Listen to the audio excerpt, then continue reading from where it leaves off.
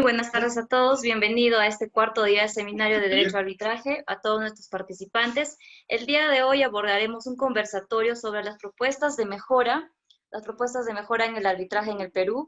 Para ellas nos acompañan tres grandes especialistas, el doctor Lucas Gersi, el doctor Fabio Núñez de Prado y el doctor Pablo Sánchez, quienes aportarán sus conocimientos para este conversatorio. El doctor Lucas Gersi es abogado por la Pontificia Universidad Católica del Perú, es magíster en Derecho por la Universidad de Chicago, Estados Unidos, asimismo, profesor en la Facultad de Derecho en la Universidad San Martín de Porres.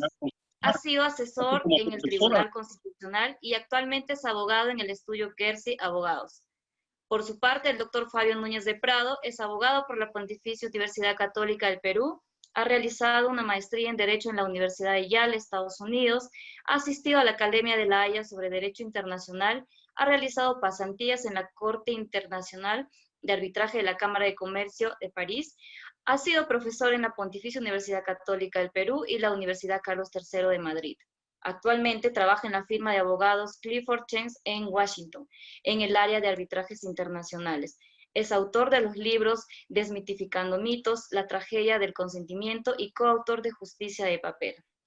El doctor Pablo Sánchez es abogado de la Universidad Católica Andrés Bello y Universidad San Martín de Porres. Cuenta con maestría en Derecho Civil y Comercial, encargado de los arbitrajes en el estudio Gersi Abogados, fundador de Cicero, el primer abogado robot con IA en español y Recompénsame, el primer fondo de litigios masivos en Perú. Es autor del libro Justicia a la Venta en Unión Editorial. Doctores, muy bienvenidos el día de hoy. Vamos a dar inicio a este conversatorio. Vamos a iniciar con el doctor Fabio Núñez de Prado para proponer las mejoras en el arbitraje en el Perú. Adelante, doctor Fabio. Bueno, ante todo, muchísimas gracias por la invitación. La verdad que una vez más aquí con mis buenos amigos del Ilustre Colegio de Abogados, donde siempre es un gusto compartir algunas ideas para optimizar el sistema de justicia arbitral. También es realmente un gusto poder compartir el panel con Lucas y con Pablo, que son muy buenos amigos, de mis mejores amigos de la vida, con quienes nos divertimos mucho. Estos paneles se están convirtiendo casi en costumbre. Así que bueno, la pregunta es si existen propuestas para reformar el sistema de justicia arbitral en el Perú, y la respuesta categórica, creo que en la que vamos a coincidir los tres, es que por supuesto que sí. Creo que no cabe la menor duda de que el arbitraje fue una medida muy importante en el Perú para optimizar el sistema de justicia ya por el año 1996.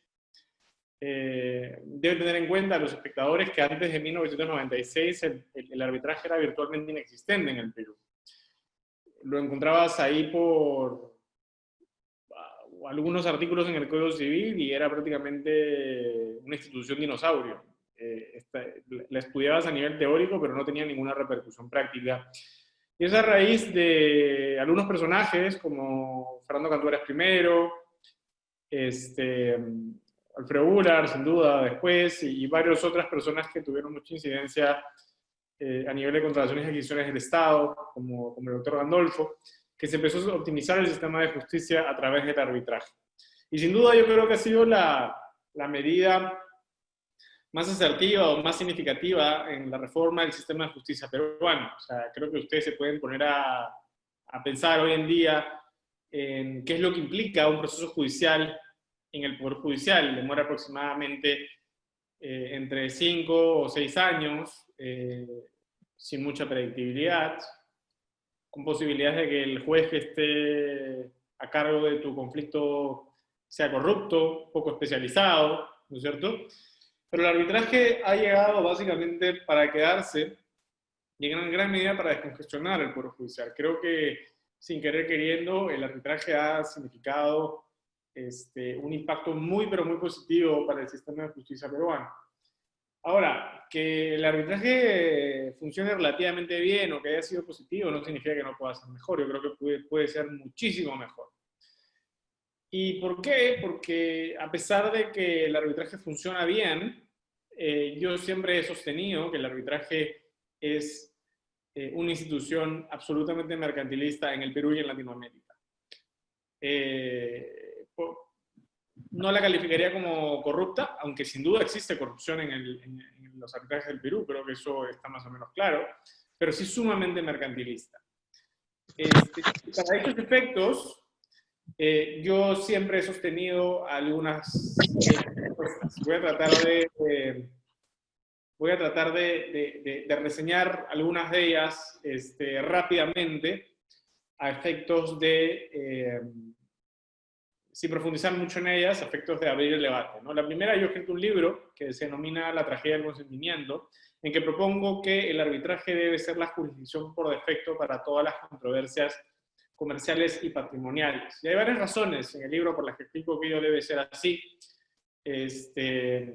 Yo lo que creo es que cuando uno analiza, eso es algo que se hace muy poco en el Perú, pero se hace mucho en Estados Unidos y en Europa, es uno se tiene que preguntar ¿cómo se diseña una norma por defecto?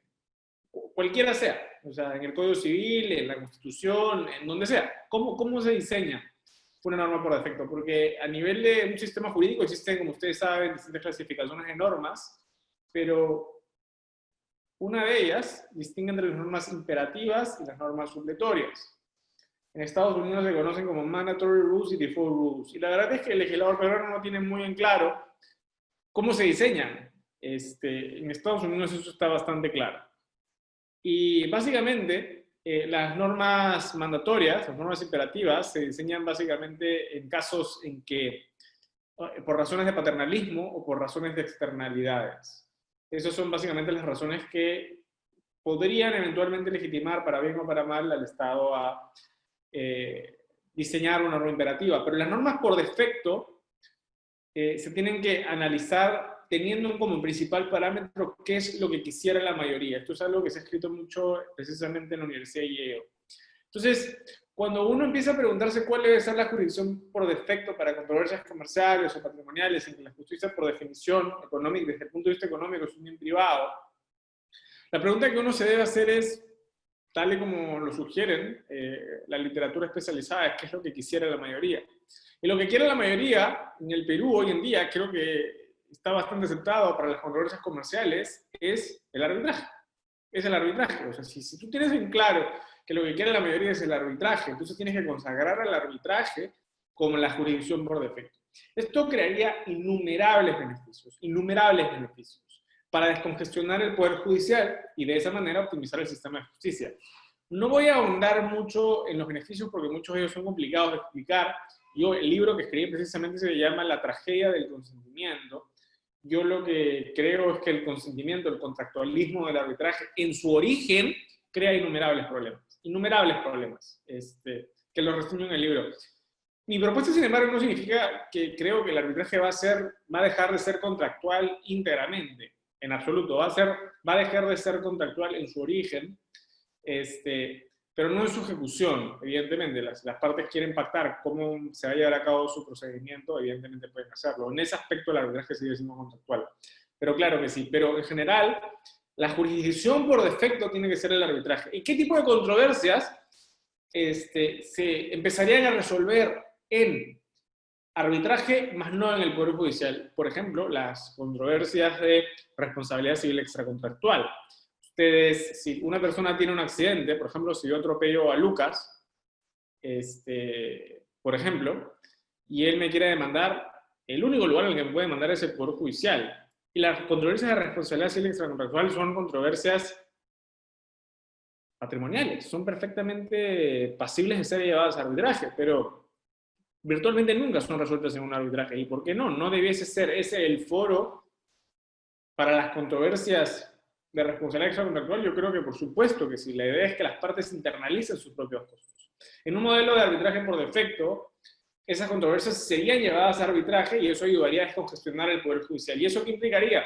Que el Poder Judicial podría dedicarle tiempo a las controversias que verdaderamente son públicas, a esas para las que tiene sentido en las que tiene sentido que el Estado se haga cargo, como es el caso de las controversias penales, constitucionales, descongestionamos el Poder Judicial y llevamos lo comercial, lo contractual, lo patrimonial a las manos de los privados.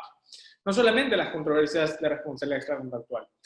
También es el caso de las controversias de derechos reales. Por ejemplo, pónganse a empezar en una controversia, una acción reivindicatoria, prescripción adquisitiva, y varios tipos más de controversias de derechos reales. Esas también son controversias patrimoniales que podrían ser llevadas a arbitraje. Y otros tipos de controversias también que serían llevadas, como por ejemplo los casos de las controversias contractuales complejos, que involucran más de una relación jurídica, como casos de concursos de acreedores y varios más. Todos esos casos serían llevados a arbitraje. Y eso creo que ayudaría a descongestionar muchísimo el Poder Judicial. Entonces, la idea del arbitraje por defecto es una primera propuesta para descongestionar el Poder Judicial. Una segunda propuesta para optimizar el sistema de justicia peruano a través del arbitraje es ampliar la arbitrabilidad de las controversias. Eso es algo en lo que creo que tanto Lucas como Pablo, estamos bastante de acuerdo, en que no hay ninguna razón por la cual por ejemplo, controversias extrapatrimoniales, yo creo que eso es un mito, no pueden ser sometidas a arbitraje. ¿Y por qué no? Ustedes deben saber que quizás que uno de los campos del derecho que más congestiona el Poder Judicial son las controversias de familia. ¿Y por qué una controversia de familia no puede ser sujeta a arbitraje? ¿Por qué si yo tengo un divorcio, por ejemplo, con mi esposa, si es que estuviese casado, en que pudiese decidir someter esa disputa, ese divorcio, a un arbitraje, a una persona en la que ambos confiamos, ¿no es cierto? Conocemos a un tercero, sabemos que, bueno, es una persona con mucho criterio, que, digamos, conoce nuestra historia, está especializado, en fin, confiamos, depositamos nuestra confianza en él para que resuelva. Lo mismo con casos de tenencia de hijos. ¿Por qué un desconocido impuesto por el Estado de forma constructivista tiene que resolver nuestra controversia? ¿Por qué nosotros no podemos diseñar la forma en que queremos que se lleve a cabo esto? Creo que tiene mucho más sentido que controversias de familia, sucesiones, por ejemplo, controversias testamentarias o incluso sucesión intestada sean sometidas a arbitraje. Hay un montón de esas controversias. Si eso ayudaría a descongestionar muchísimo el Poder Judicial. Los casos dejarían de durar 5 años, durarían muchísimo menos si esas controversias que no debiesen estar en manos del Poder Judicial estuviesen en manos de los privados. Y fíjense ustedes que estoy pensando en varias controversias más. Estaba pensando yo, de hecho, estos días, en cómo debiese ser las controversias contenciosas administrativas. Y lo que se me ocurría es que esas controversias también debiesen estar, debería ser factible someterlas a arbitraje. Pero por supuesto que sí, es un poco la misma lógica de las contrataciones y adquisiciones del Estado, que también tienen un tenor administrativo. Son contractuales, claro, pero también tienen un tenor administrativo. Pero, ¿cuál es la razón por la cual en las controversias de contrataciones y adquisiciones del Estado, el arbitraje es obligatorio?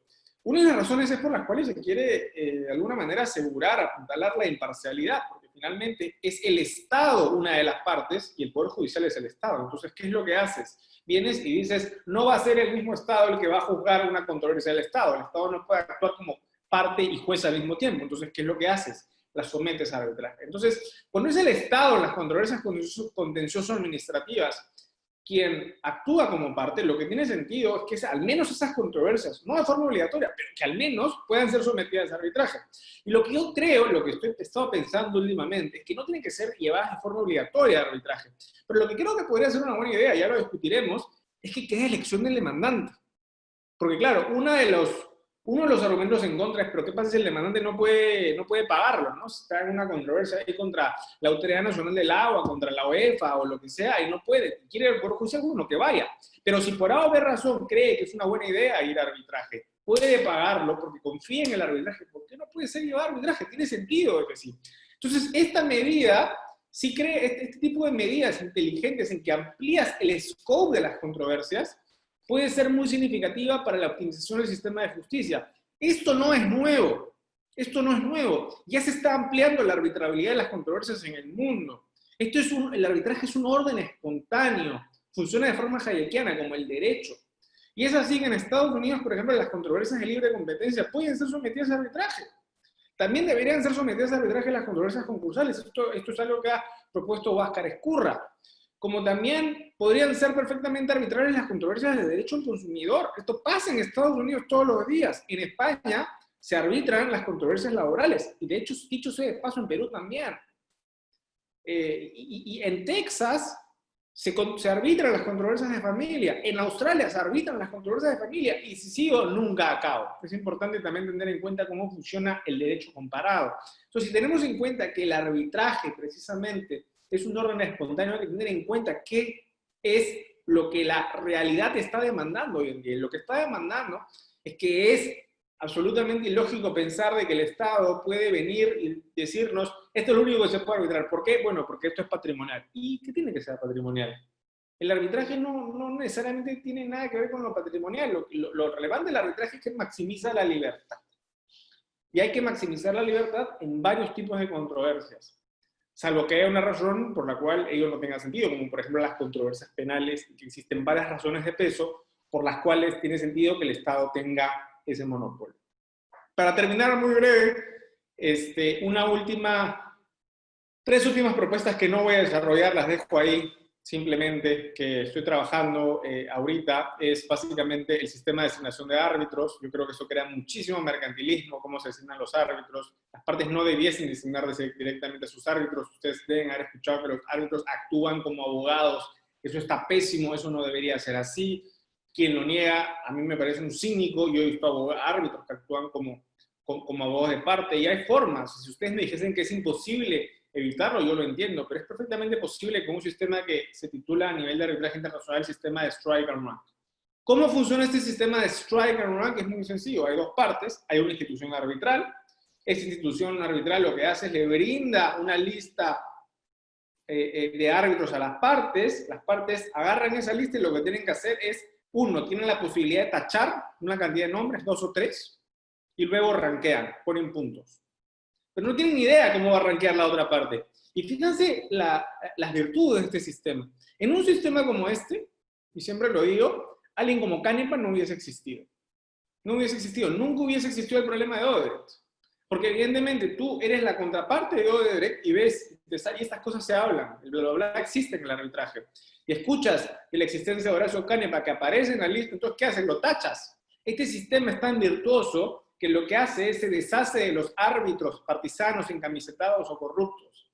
¿Y qué es lo que haces? Vienes y empiezas a puntuar, pero no tienes ni idea de cómo va a puntuar la otra parte. Entonces juegan un poco de teoría de los juegos y finalmente intercambian los papeles. ¿Y qué es lo que pasa? Los árbitros que tienen una sumatoria más alta conforman el tribunal arbitral.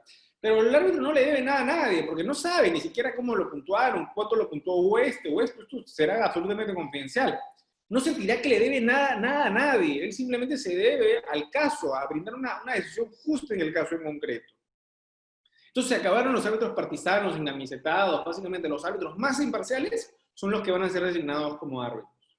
Entonces esa es una medida muy virtuosa. Y para terminar, no lo voy a desarrollar esta propuesta, yo lo que creo es que se debe eliminar la confidencialidad en el arbitraje, eso ya lo he dicho varias veces, creo que eso incentiva el mercantilismo en gran medida. No puede ser que todo sea secreto, no puede ser que no se conozcan las decisiones. En el arbitraje tiene que promoverse la transparencia. Pero bueno, esas son un poco algunas de las propuestas. Ya deben estar cansados de escucharme. Les agradezco mucho y con muchas ganas de escuchar a Lucas y a Pablo para conocer sus propuestas. Muchas gracias. Muchísimas gracias, Fabio, por tu excelente ponencia. A continuación, vamos a ceder el uso de la palabra a Lucas, quien también tiene las propuestas para mejorar el arbitraje en el Perú. Adelante, Lucas. Muchísimas gracias, Cusi, por la introducción que me han hecho. Yo quiero en primer lugar agradecer de todo corazón al Colegio de Abogados de Cajamarca por la invitación. Ya son varias veces que tengo la posibilidad de participar en eventos con ustedes, y realmente cada uno de esos eventos es una experiencia de aprendizaje muy provechosa. Entonces yo encantado de estar aquí con el Colegio de Abogados de Cajamarca. Además, un saludo muy grande a Fabio Núñez del Prado y Pablo Sánchez, ambos excelentes amigos, profesionales de primer nivel, gente que yo realmente tengo una admiración y un aprecio muy grande, y de hecho yo estoy convencido de que Fabio y Pablo son los especialistas en arbitraje jóvenes más logrados que hay en este momento en el Perú. Yo quiero ser honesto con la audiencia. a diferencia de Fabio y de Pablo, yo no soy un especialista en arbitraje. Yo soy un especialista en derecho constitucional, soy probablemente un especialista en temas de análisis económico del derecho y en otros temas, pero yo no me dedico a mi práctica profesional al arbitraje, ¿no? Quiero ser súper transparente con eso. Pero sin perjuicio de eso, yo quiero hacer algunos comentarios de qué pienso yo acerca del arbitraje, qué pienso yo de la posibilidad de establecer competencia en el sistema de justicia y ver cómo podemos mejorar la situación en la cual nos encontramos. Y de paso también hacer una pequeña crítica a Fabio, muy pequeña. Yo estoy de acuerdo prácticamente con el 95% de las cosas que ha dicho Fabio, pero me temo que tenemos una pequeña discrepancia que voy a explicar a continuación. ¿No es cierto? Entonces vamos a empezar un poco esta ponencia planteándonos la siguiente, planteándonos la siguiente reflexión. Yo estoy seguro que todos ustedes recuerdan, han escuchado de sus padres, de repente algunos de ustedes lo vivieron también.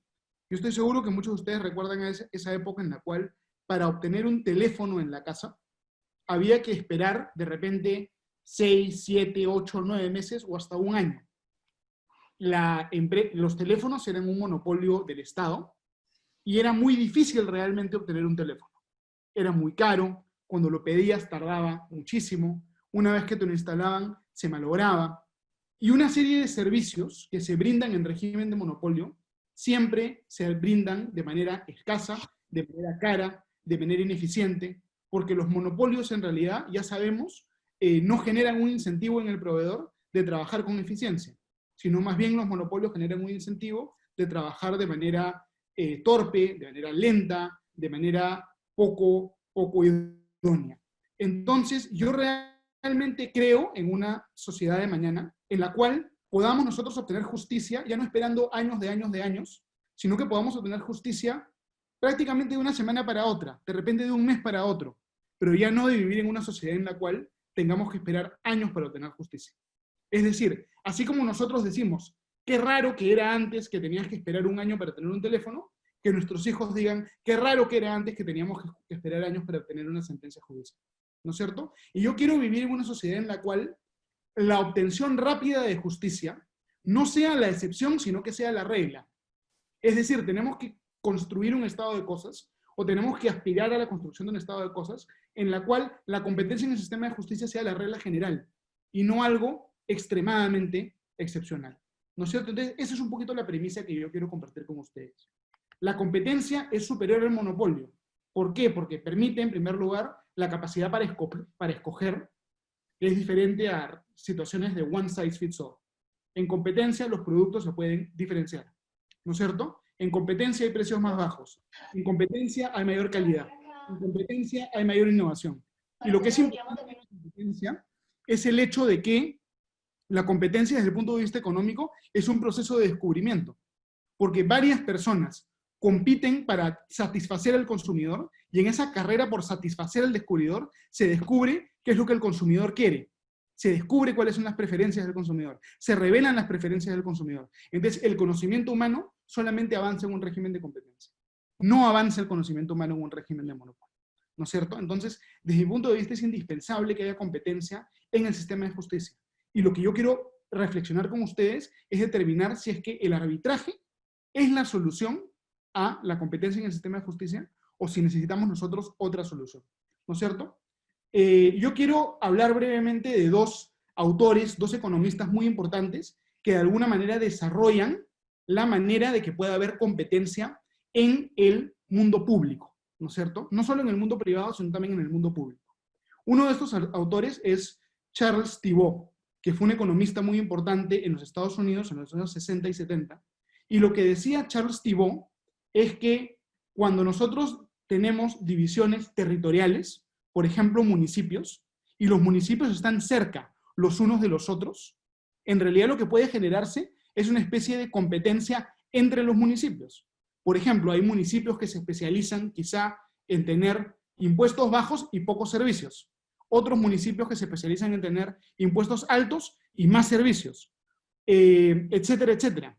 Entonces, que en una situación en la cual tenemos la posibilidad de movernos rápidamente de una jurisdicción a otra, y cada jurisdicción va a tener sus propias reglas, estamos en una situación en la cual podamos votar con los pies, y diferentes unidades territoriales de diferentes municipios van a poder competir. Es una idea muy fuerte, muy innovadora de Charles Thibault. La otra autora que yo les quiero mencionar brevemente es Elinor Ostrom. Elinor Ostrom ganó el Premio Nobel de Economía en 1991, y así solamente hay 2 mujeres que han ganado el Premio Nobel de Economía. Una de ellas es Elinor Ostrom. Y lo que dice Elinor Ostrom es precisamente que uno puede, a través del derecho, generar espacios de competencia. Es decir, podemos nosotros crear reglas que ella llama overarching rules, reglas que de alguna manera desarrollen cómo se va a generar la competencia, y luego, a través de lo que establecen esas reglas, nosotros podemos generar competencia. ¿No es cierto? Entonces, sobre la base de esta literatura que existe, que es muy importante, la pregunta es, ¿cómo podemos nosotros generar competencia en el sistema de justicia? ¿No? ¿Cómo podemos generar nosotros competencia en el sistema de justicia? Y eso es un poco lo que yo quiero plantearles a ustedes. Yo creo que es fundamental esto, ¿no? Adam Smith, por ejemplo, el padre de la economía, Adam Smith, él en La riqueza de las naciones comenta una situación fascinante.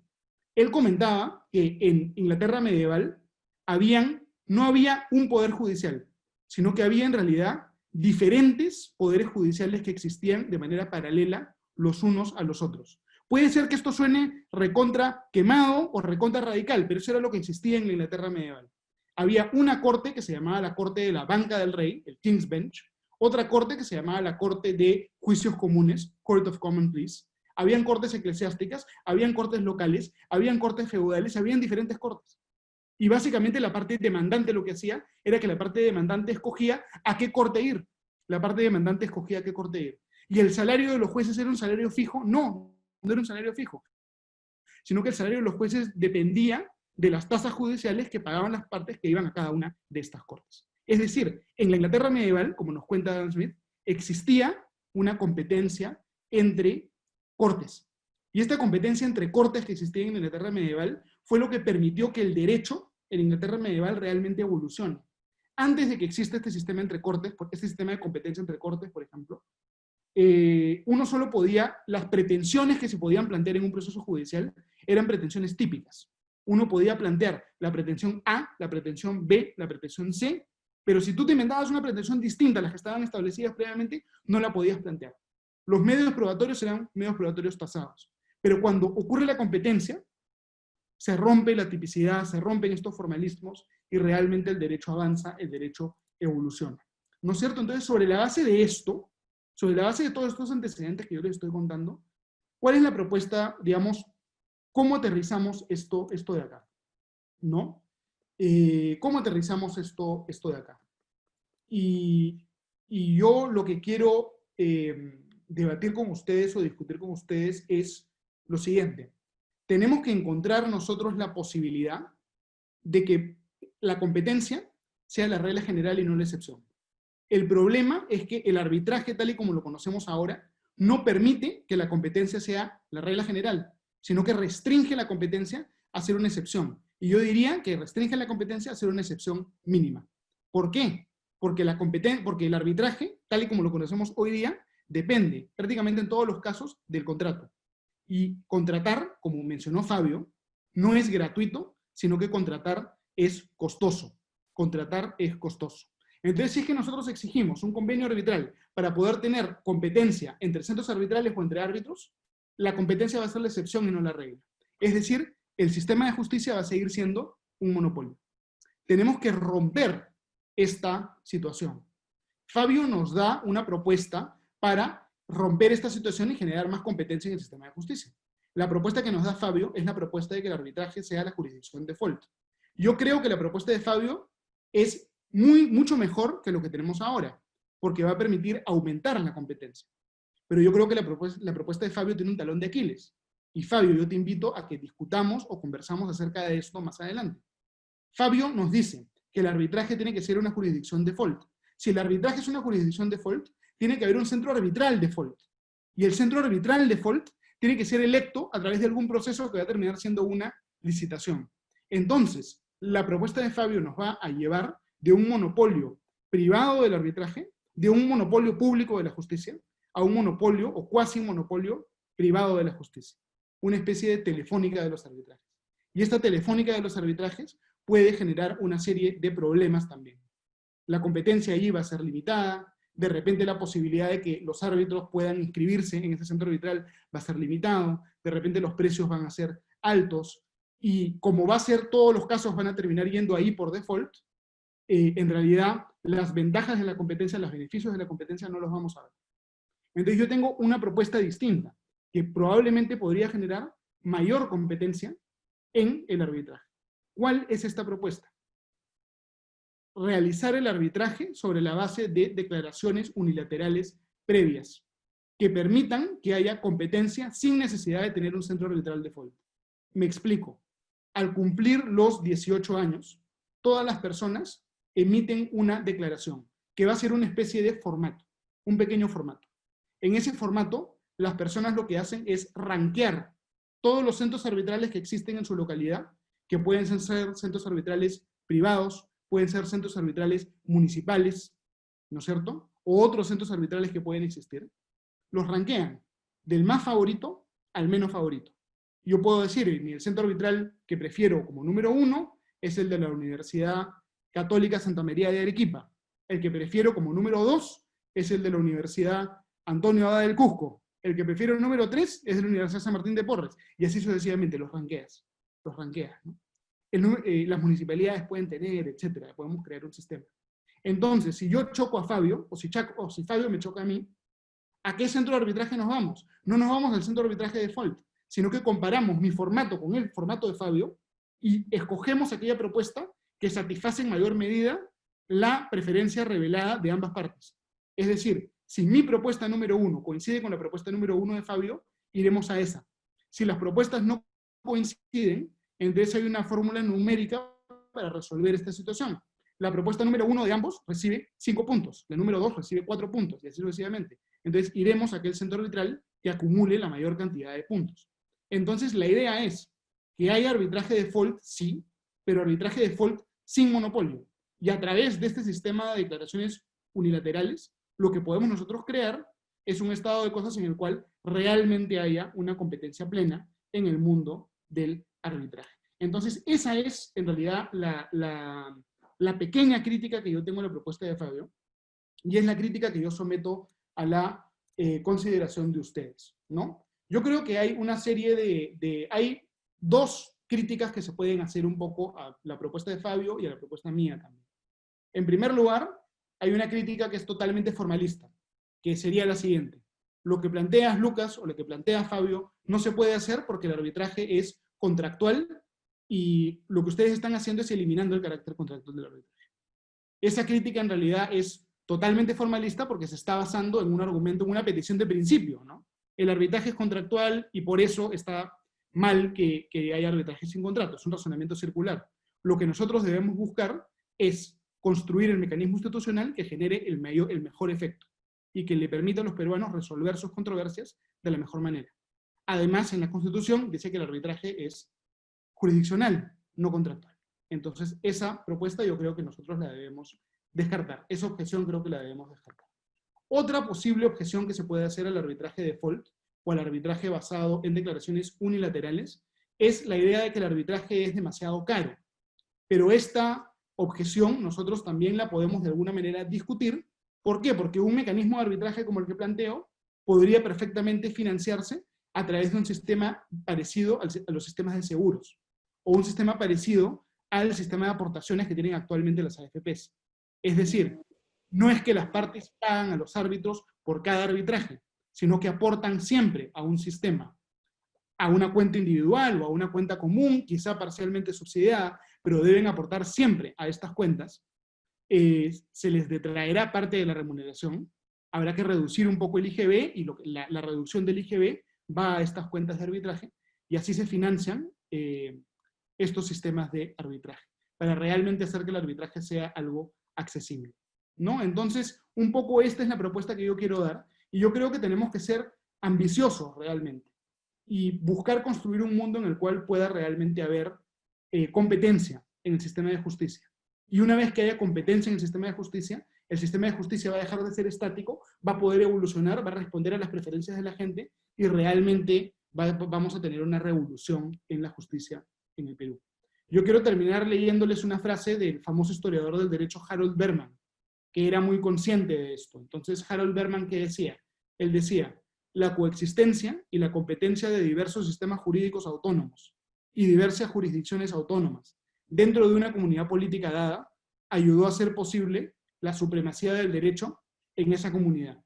No puede haber justicia en un régimen de monopolio. Y si queremos un cambio sustantivo y no un cambio marginal, eso es lo que tenemos que hacer. Muchas gracias. Muchas gracias. No, hasta acá llega mi intervención. Muchísimas gracias. Muchísimas gracias. Lucas, a continuación vamos a ceder el uso de la palabra a Pablo, quien también expondrá las propuestas de mejora en el arbitraje en el Perú. Para finalizar, Pablo, te cedemos el uso de la palabra. Muchas gracias, Cusi. Buenas tardes a todos. Voy a tratar de ser breve y rápido en vista de la hora. Primero agradecer al Colegio de Abogados de Cajamarca por la invitación. Como siempre, un honor compartir con mis grandes amigos Lucas y Fabio, con los cuales no solamente debato todo el tiempo los temas más interesantes y tengo conversaciones jurídicas muy fructíferas prácticamente todos los días, sino además no me canso de admirarlos y aprender de ellos cada vez que los escucho hablar o cada vez que los leo, porque también escriben mucho y tienen una actividad muy prolífica a nivel académico. Me siento muy honrado de estar acá con todos ustedes y yo quisiera hoy hablar de unos temas un poco fuera de la caja, un poco distintos a lo que se suele hablar en arbitraje. Ustedes sabrán, los que me han escuchado en el pasado, yo toda mi vida me he dedicado a arbitraje, ya llevo prácticamente casi 14 años dedicado al arbitraje, he tenido además la oportunidad de litigar arbitraje en varios países de América Latina, y yo veo que el arbitraje tiene dos grandes problemas, y dos grandes problemas que podrían solucionarse muy fácilmente gracias a la tecnología y al Zoom. Así que además le voy a hacer una publicidad al Zoom muy brevemente en mi intervención el día de hoy. Los dos principales problemas del arbitraje hoy son el tiempo y el dinero. ¿Qué me refiero con el tiempo? Un arbitraje tarda aproximadamente en el Perú, y sépanlo, siéntanse orgullosos además de esto, el Perú es hoy el país con más arbitrajes de América Latina, posiblemente el país con más arbitrajes per cápita del mundo. Solamente el Perú se encuentra hoy superado por Estados Unidos en cantidad de arbitrajes a nivel mundial. Por lo tanto, el Perú es un país con un nivel de arbitraje muy sofisticado, muy avanzado, muy interesante. Los problemas que tiene el Perú en arbitraje, los demás países vienen a aprenderlos y a aprender de las soluciones del arbitraje en el Perú. Yo quisiera poner como ejemplo el caso del profesor Gandolfo. Fabio habló muy interesante y muy brevemente del profesor Gandolfo. Yo creo que es un caso que siempre tenemos que recordar. El profesor Gandolfo es el padre de la idea de que cualquier problema entre un privado, ustedes ya lo habrán visto en alguna de las clases pasadas, que cualquier problema entre un privado y el Estado deberá ser resuelto por arbitraje. Esta idea, que empezó en el 97, fue una idea muy extraña, muy original, que no se conocía en ningún país del mundo. Repito, en ningún país del mundo se resolvió un problema entre el Estado y el privado por ley, por arbitraje. En ningún país del mundo. El Perú fue el primer país. ¿Qué hizo eso? No solamente inspiró una confianza infinita en los inversionistas y la inversión en el Perú creció a pasos agigantados, sino además hoy el Perú es el modelo de arbitraje latinoamericano y hoy invitan al profesor Gandolfo a todos los países del mundo a que enseñe esta experiencia peruana y a que le enseñe a los demás países del mundo cómo se puede establecer esta ley que permita generar confianza en los inversionistas y al mismo tiempo descargar al Poder Judicial, siendo el Estado una de las partes. Es un producto de exportación peruana tan importante como la gastronomía que hoy es conocida en el mundial y de la que yo creo que todos los peruanos deben estar enormemente orgullosos porque nació en el Perú y hoy es un producto que el resto del mundo admira. Sin embargo, pese a este éxito, el arbitraje en el Perú, un arbitraje en promedio en el Perú, tarda aproximadamente 1 año a 1 año y medio. Pese a que podría tardar prácticamente 1 día. Y no estoy diciendo algo fantasía. Yo quisiera hoy traerles un experimento que se realizó en 1959. En verdad no quisiera traerles uno, sino 2 experimentos. El primero es sobre el tiempo. Y creo que esto es muy importante porque todos los que estamos presentes hoy somos abogados o estudiantes de derecho. Y esto es muy importante que lo sepan porque no tiene nada que ver con arbitraje, sino con el litigio en general. En 1959 se hizo un experimento. Se puso a una persona, imaginemos Lucas, a hablar de primero un argumento que defendía a un consumidor. Y luego se ponía a Fabio a hablar en nombre de la empresa. Y la pregunta que se hicieron los científicos era, ¿qué importaba más? ¿Se hablar primero, es decir, Lucas, o hablar después, Fabio? La pregunta era muy importante, porque querían saber si había una ventaja entre el primero que hablaba o el último que hablaba. Esto es muy importante, ¿saben por qué, no? Porque cuando en los juicios civiles, quien habla primero es el demandante, y luego habla el demandado. Entonces querían saber si esto de que el demandante hablara primero hacía daño. En cambio, en los juicios penales es al revés. En los juicios penales siempre empieza la fiscalía y el acusado, que al final es el más interesado en el resultado, porque es el que va a terminar preso, habla de último. Entonces, esto era muy importante porque querían determinar si existía un sesgo a favor del que primero hablaba. Ustedes ya saben el refrán, el que pega primero, pega dos veces. Todo el mundo quería saber si era importante eso en los litigios. Y el resultado que encontraron fue muy interesante. El resultado que encontraron fue que cuando una persona habla, cuando Lucas hablaba y Fabio hablaba inmediatamente después, y la decisión era ese mismo día o en la semana siguiente, digamos que no se encontraban parcializadas las personas y siempre le daban la razón mitad y mitad a las personas. O sea, si cambiabas a Lucas y Fabio y los ponías al revés, el resultado coincidía. Conclusión, si tú escuchas a un abogado del demandante y a un abogado del demandado y deciden rápidamente el tribunal, puedes esperar que la decisión sea imparcial. Pero no pasa lo mismo si transcurre más de 2 meses de distancia entre las personas que han hablado. Y esto es lo importante porque pasa en todos los juicios en el Perú y pasa en todos los juicios en América Latina. Si Lucas habla y luego Fabio se defiende en un juicio normal, si el demandante habla y el demandado responde, y pasa más de 1 mes de distancia en que el tribunal tiene que emitir su decisión, se le tiende a dar la razón al demandante en un rango del 70%. Esto es muy, pero muy importante. Quiere decir que los juicios, cuando se toman tiempo en resolver, cuando un tribunal se toma más de 2 meses en tener su decisión, hay un sesgo a favor del que primero habla. Y eso se comprobó. Este experimento fue tan controversial en 1959 que se ha probado durante 50 años más de 30 veces.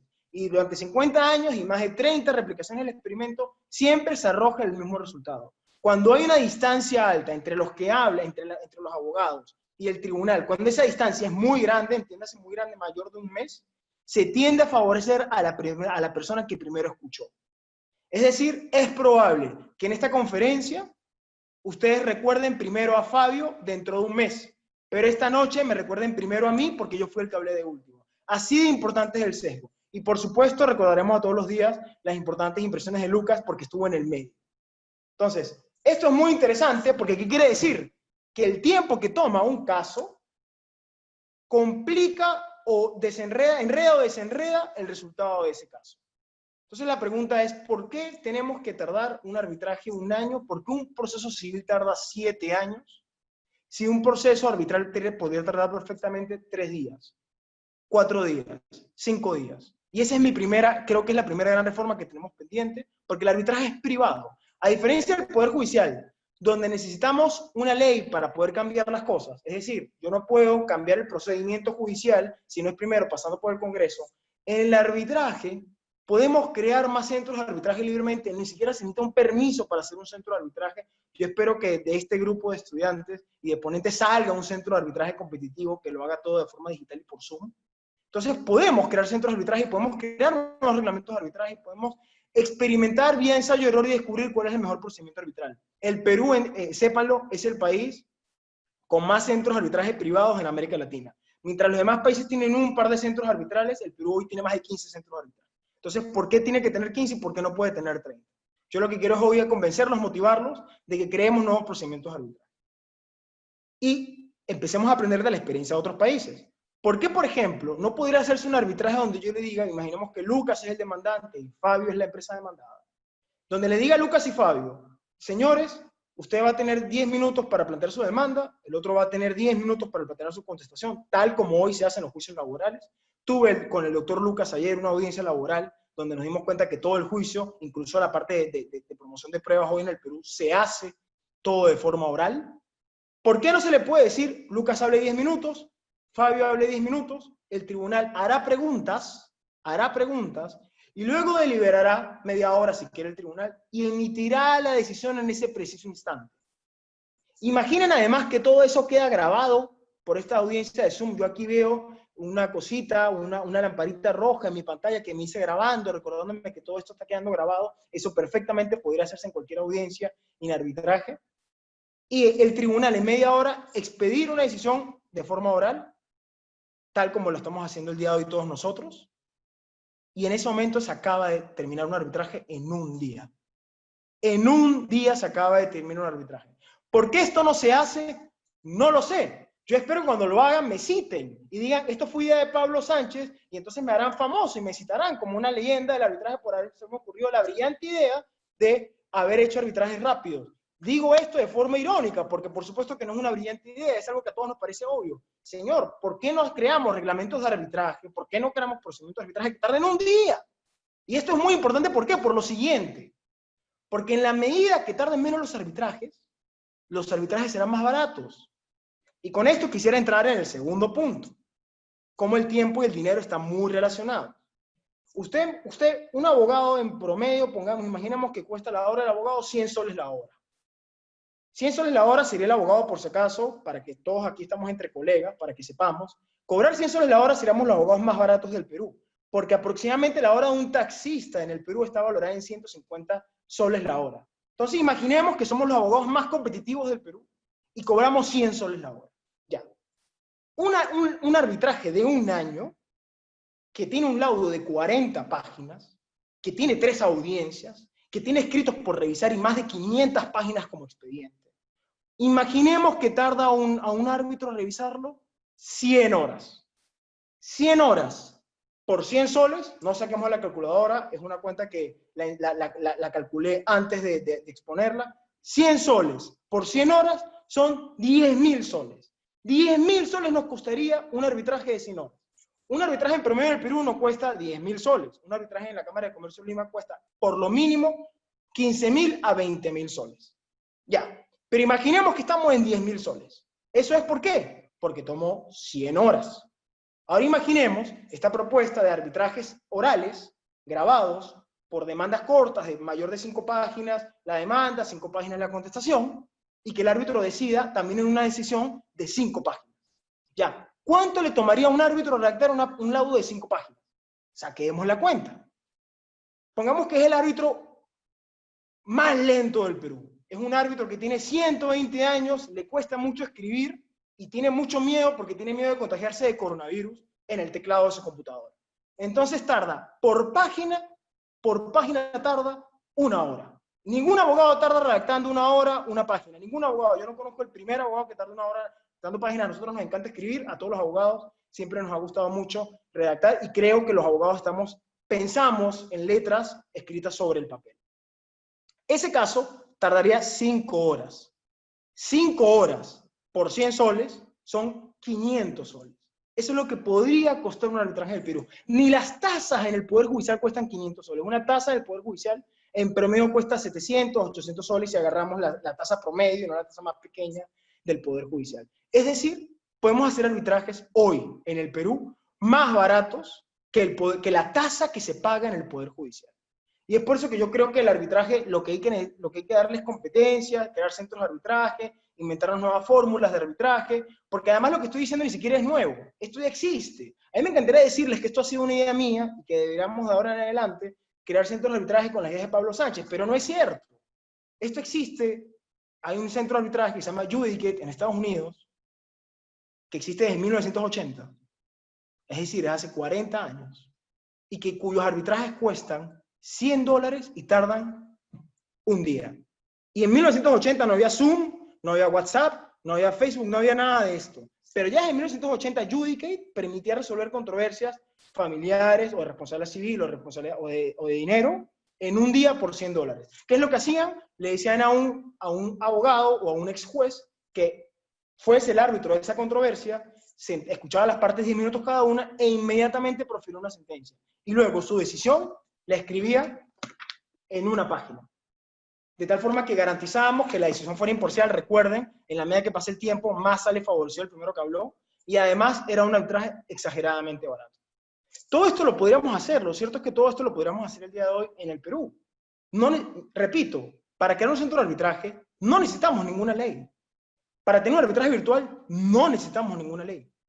De hecho, lo único que necesitamos son personas que celebren la cláusula arbitral. Y yo me pregunto, si usted le dice que cualquier problema será resuelto en una semana por árbitros profesionales de primer nivel y que le van a salir a 500 soles, ¿quién no va a ir al arbitraje? El gran problema del arbitraje en el Perú es la falta de iniciativa que quizás se siente hoy en el arbitraje, que seguimos enfrascados en procesos arbitrales exactamente idénticos a los arbitrajes de 1996, a los arbitrajes del 2000, cuando ya han pasado más de 25 años y ya es hora de cambiar el arbitraje. El arbitraje se está enfrentando a un proceso de modernización que tiene que, si no se adapta, va a morir. Un juicio laboral en el Perú, luego de la reforma del proceso oral, luego de la reforma del Código Procesal Laboral, un juicio en el Perú laboral tarda aproximadamente 6 meses. Un juicio en Indecopi, bueno, no es un juicio porque es una instancia administrativa, pero en Indecopi, yo también he tenido la oportunidad de litigar muchísimo en Indecopi, tarda aproximadamente 2 meses. Todo esto es posible pese a que no hay incentivos y pese a que es mucho más barato que en el arbitraje, y las personas que participan en el sistema no están motivadas a resolver rápido como si no están en el arbitraje, porque en la medida que un árbitro tenga más casos va a cobrar más. Si esto ya pasa en el Poder Judicial, si en el Poder Judicial un proceso laboral tarda 6 meses y un proceso de Indecopi tarda 2 meses, ¿por qué en el arbitraje no creamos reglamentos y no creamos procesos que tarden una semana? Podemos tener, y es una versión quizá un poco positiva, pero también crítica contra el arbitraje latinoamericano, tenemos en nuestras manos todo el poder para hacer centros arbitrales 100% tecnológicos, 100% virtuales, 100% digitales. Es cuestión de iniciativa y creo que los abogados aquí tenemos un gran rol que jugar, porque la solución no está en incrementar el gasto público del Poder Judicial. Si la solución fuese darle más plata al Poder Judicial, el Poder Judicial sería mejor hoy que hace 20 años, porque durante 20 años a todos los poderes judiciales de América Latina se les ha subido el presupuesto. Pero los poderes judiciales de América Latina son exactamente igual que los de hace 20 años. No hemos mejorado, el Poder Judicial, pese a que todos los años tiene más dinero, no ha mejorado en su prestación de servicio. Entonces la solución no está en el Poder Judicial, indiscutiblemente la solución está en otras alternativas. Y por supuesto la alternativa más atractiva parece ser el arbitraje. ¿Por qué entonces no creamos procesos arbitrales como los procesos de conciliación, que efectivamente tardan un día? Esa es la solución. Yo creo que el gran problema y el gran reto que tenemos es en tiempo y dinero, y las dos cosas las podemos solucionar. Hace un tiempo, una vez me entrevistaron sobre el tema y yo decía que una solución, por ejemplo, puede ser los arbitrajes por WhatsApp, que de hecho ya se celebran en otras partes del mundo. Yo tengo entendido que en Singapur, te conocí de hecho al fundador del centro arbitral, en Singapur ya celebran arbitrajes por WhatsApp. Las personas chatean y ponen su demanda y su contestación en una grabación, en un video, y lo suben al WhatsApp. ¿Por qué no podía hacerse eso? ¿Por qué no puede hacerse videos de 5 minutos y tener que presentar demandas de 100 páginas si perfectamente puede hacerse de forma oral? Con esto cierro, porque creo que es un tema muy interesante y me encantaría escuchar las opiniones, y yo espero que exista la oportunidad de que se cree un centro de arbitraje tecnológico. La crítica, cuando antes se decía, ustedes saben, todos nosotros hemos visto los juicios en Hollywood, en las películas, y digamos que los juicios eran orales, y es probable que muchas personas hayan estudiado Derecho pensando que el derecho en Latinoamérica era como los juicios en las películas. La pregunta es, ¿por qué no es así en América Latina? La crítica usual que se ponía en América Latina era que lo que pasa es que era muy costoso un juicio oral, porque tenías que tener jurado, porque tenías que tener una sala de audiencia gigantesca, porque tenías que encerrar a las personas durante una semana para que pudieran debatir y para que pudieran conversar entre ellas. Porque ustedes saben que una vez que un juicio arranca en Estados Unidos, el jurado no puede salir del hotel hasta que termina la decisión, hasta que se declara el veredicto de culpabilidad o inocencia. Entonces, decían, bueno, los latinoamericanos no pueden hacer esto porque, bueno, no tienen tanto dinero como Estados Unidos. Yo puedo entender esa crítica hace 50 años, pero ya hoy no es necesario, porque ya se puede perfectamente tenerse una audiencia oral tal como se tienen hoy más de 1000 audiencias al día por Zoom y por Google Meet, como está haciendo hoy el Poder Judicial en el Perú. Ya no necesitamos salas de audiencia para tener audiencias orales. Ya no necesitamos gigantescos jurados para tener audiencias orales. Podemos hacerlo todo desde la comodidad de un teléfono, desde la comodidad de una computadora. Si ya tenemos toda la tecnología disponible para hacer un arbitraje en un día o una semana, por video, y que se emitan las sentencias de forma oral, por video, ¿qué estamos esperando para hacerlo? La reforma, creo, del arbitraje, la más próxima es arbitraje 2.0, un arbitraje eminentemente y genuinamente digital y virtual. Muchas gracias, quedo muy atento a todos y nuevamente gracias por la invitación.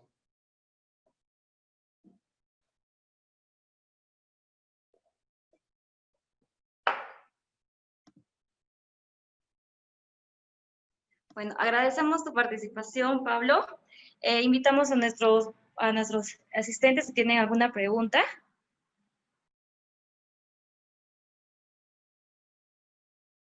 ¿Alguien tiene alguna pregunta del público de repente? Sí, buenas noches. ¿Me escuchas? Sí, excelente, te escuchamos. ¿Cómo están? Buenas noches con todos. Para Pablo Sánchez, ¿no te parece una exageración el tema del arbitraje por WhatsApp? Digo, ¿cómo haríamos con el tema de las pericias, de los medios probatorios, en un arbitraje de carretera para hacer las pruebas de pavimento y concreto? ¿Cómo lo harías? Hola Edgar, ¿qué tal? Es muy interesante tu pregunta, creo que es una de las preguntas más importantes que siempre nos tenemos que hacer. En primer lugar, quisiera decir que ya hoy por hoy el Poder Judicial peruano acepta y promueve pruebas por WhatsApp. De hecho, se han brindado varios testimonios en varias audiencias penales y lo que se hace es escuchar el testimonio y el video por una videollamada desde WhatsApp. Así que en realidad estoy proponiendo algo que en realidad ya hace el Poder Judicial desde hace por lo menos 2 años.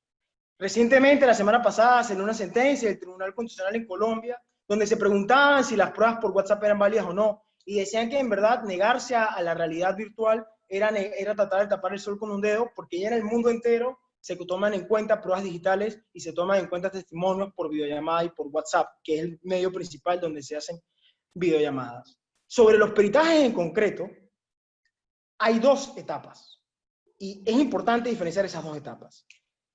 La primera etapa es la que hace el perito en la carretera. Por ejemplo, medir el grado de calidad del pavimento. Imaginemos que construimos la interoceánica y entonces se discute si el pavimento de la interoceánica era el apropiado o no, era el licitado o era el contrato.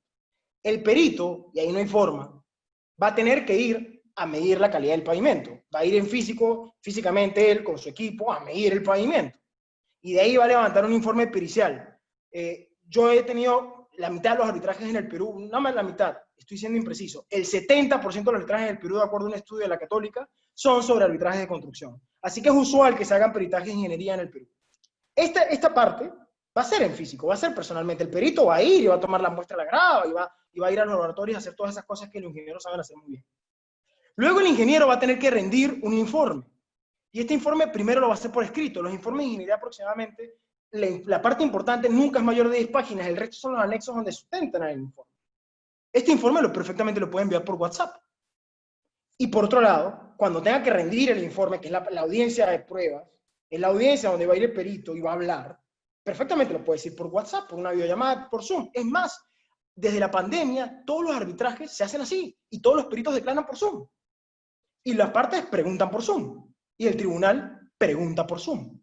Perfectamente se puede hacer todo por WhatsApp y por Zoom. Es más, y aquí pongo algo muy interesante, el WhatsApp es más seguro que el correo electrónico, y espero que la Cámara de Comercio de Lima nos esté escuchando. Estoy seguro que hay una persona de la Cámara de Comercio de Lima escuchándonos, y que esto puede ser muy importante. La Cámara de Comercio de Lima, desde el 2017, hace los arbitrajes de forma virtual. ¿Qué quiere decir esto en la Cámara de Comercio de Lima? Que todo es por correo electrónico. Es decir, ya no hay solicitud arbitral física, ya no hay un laudo físico, ahora todo es virtual. El problema de las direcciones de correo electrónico es el siguiente. Ustedes lo saben, porque todos mandamos correos todos los días. Nosotros agarramos y estamos mandando un correo electrónico y quitamos a un remitente y nadie se da cuenta. Yo puedo quitar a cualquier persona de una cadena de correos sin problema. Sin problema. Cualquier persona puede eliminar personas de la cadena de correos. Entonces es muy fácil que una parte de mala fe mande un escrito al tribunal arbitral y para que la otra parte no tome conocimiento lo borra de la lista de correos. En WhatsApp no se puede hacer eso, porque en WhatsApp se crean grupos y esos grupos nada más los puede modificar el administrador. Si el administrador es la Cámara de Comercio de Lima, por ejemplo, nadie podría quitar una persona de WhatsApp. de un grupo de WhatsApp, ¿qué pasaría? Tendríamos la seguridad que cualquier comunicación entre las partes y el árbitro, la otra parte tendrá conocimiento porque todos estarían dentro del mismo grupo de conversación. De hecho, es así como se hacen en arbitrajes internacionales donde se utilizan los medios privados y de hecho como se hace hoy, por ejemplo, en Amazon. En Amazon, para que ustedes sepan, Amazon es el centro arbitral más importante del mundo. Ningún centro de arbitraje del mundo resuelve más casos que Amazon. Todos los problemas de Amazon son resueltos por un arbitraje privado dentro de Amazon. Amazon lo que hace es que pone en contacto a las partes en un grupo privado con la persona que va a decidir, para evitar que haya una comunicación entre una parte y el árbitro sin el conocimiento de la otra parte. Yo creo que esto es perfectamente posible en cualquier arbitraje y no necesitamos nada más, no solamente es algo privativo de Amazon, porque además Amazon utiliza justamente las redes sociales que no son de Amazon. Entonces yo creo que es perfectamente posible, Edgar. Veo un comentario que me decían, el WhatsApp se corta con una llamada, pero es que por favor no se malinterprete la propuesta. La idea del WhatsApp es para que las partes presenten escritos, mantengan comunicación con el tribunal arbitral, presenten videos, presenten audios, los peritos también rindan. Todo eso ya se hace hoy por correo electrónico. No estoy ni siquiera diciendo algo original. Ya todo eso se hace por correo electrónico. Pero el correo electrónico es mucho más lento y mucho más rudimentario que una conversación de WhatsApp. De hecho, por un WhatsApp yo puedo rastrear todo y ver las fechas. Y por eso es que hoy todos los grupos de trabajo en todas las empresas del mundo trabajan por WhatsApp. Ya la gente prefiere mandar un WhatsApp que mandar un correo electrónico porque yo puedo saber cuándo lo ve, cuándo la persona se conecta y cómo me va a responder. Entonces, en realidad, creo que estamos allí. Los abogados tenemos la misión de adaptarnos a la tecnología, que es algo que no sé por qué los abogados siempre hemos estado negados a eso, siempre nos ha costado mucho más adaptarnos a la tecnología. Y empezar a entender formas que es posible brindar una justicia por menos de $100, una justicia de calidad y que tarde menos de una semana, y que deje de favorecer a el que primero pegó, tal como han demostrado los experimentos desde 1959. Muchísimas gracias, Pablo. ¿Alguien del público de repente tiene otra pregunta? Para cualquiera, para Fabio, para Lucas o para Pablo.